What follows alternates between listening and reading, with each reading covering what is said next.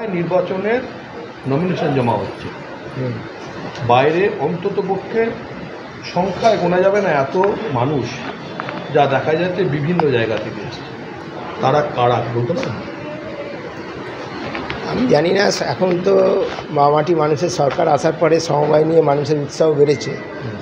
এখন যেহেতু অনেক দিন বাদে আবার এটা নির্বাচন হচ্ছে, মানুষ হয়তো অংশগ্রহণ করবার জন্য উৎসাহ হয়ে তারা বাইরে এসেছে। আমি ব্যাপারটা বৃষ্টি পড়ছিল তো আমি ঠিক দেখতে পাইনি, তখন আমি যখন ঢুকলাম সামনে কাউকে সেরকম দেখতে পাইনি।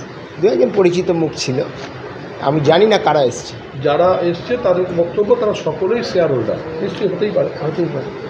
কিন্তু কথা হচ্ছে যে আমরা যেরকমভাবে খবর নিয়েছি, বিরোধী দলের সঙ্গে কথা বলেছি, তারা কিন্তু একবারকে বলেছে যে ওখানে নমিনেশন জমা করতে যাওয়ার মতো পরিস্থিতি নেই, একটা ভয়ের পরিবেশ, ত্রাসের পরিবেশ। কী বলবে? যেখানে নমিনেশন জমা করছে সেখানে শাসক দলের সব নেতারা ঘিরে রেখেছে, নমিনেশন দেবে কী করে? এটা কি আপনি বলে নিরপেক্ষ?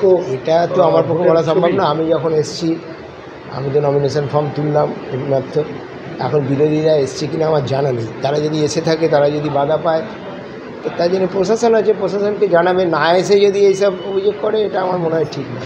বলছেন ওরা লড়তে চাইছে না, অথচ আমি জানি না, আমি ওদের মনোভাবটা আমি জানি না। আমাদের রাজ্যের মন্ত্রী এবং আমাদের যিনি হাওড়া জেলার চেয়ারম্যান মাননীয় শ্রী অরূপ রায় সমবায় মন্ত্রী আমাদের নির্দেশ দিয়েছিলেন, আমরা এসেছি তুলতে। এবার কারা এসেছে কারা ফিরে গেছে আমি ঠিক।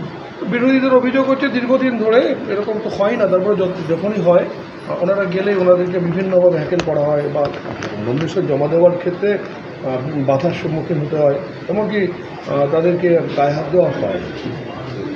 আজকের দিনে দাঁড়িয়ে আমি এটা বলতে পারছি না, কারণ আমি ঘটনা এবারে শুনিনি কিছু। এবারে মনে হয় শুনিনি। এইবার দেখুন, ইলেকশন একটা প্রসেস থাকে, সেই প্রসেস মেনে দুদিন ধরে নমিনেশন তোলার ডেট ছিল, কিন্তু একটা এমন কাগজে বিজ্ঞাপন দেওয়া হয়েছিল, যে কাগজ ডেলি নিউজ পেপারে দিয়েছিলেন, সেই কাগজটা আমরা পরে জানতে পেরেছি।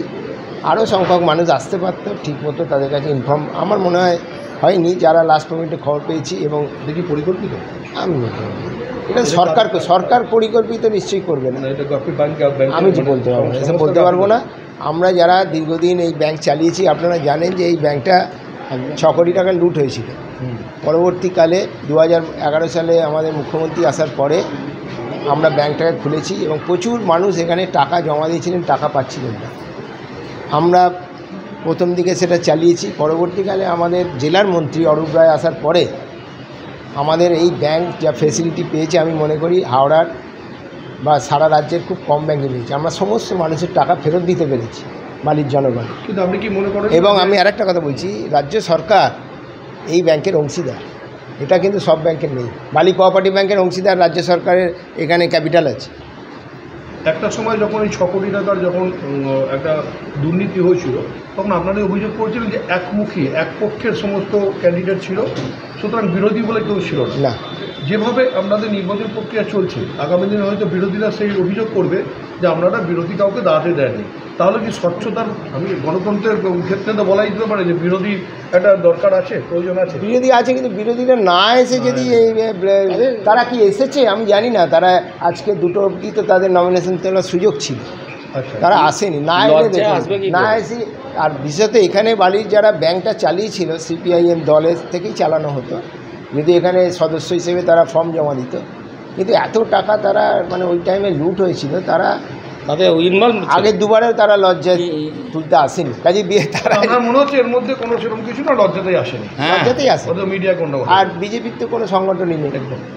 এবং আপনারা যারা বালি এবং হাওড়ায় দীর্ঘদিন ধরে সাংবাদিকতা করছেন, আমরা আপনাদের চিনি। আপনারা বালিতে জন্মেছেন, এখানে খেলাধুলো করে বড় হয়েছেন, লেখাপড়া করেছেন, আপনারাও জানেন যে বালির কী পরিস্থিতি ছিল, এখন কী আছে। গতকালই আপনি জানেন যে মুর্শিদাবাদে একটি এরকম সমবায় নির্বাচন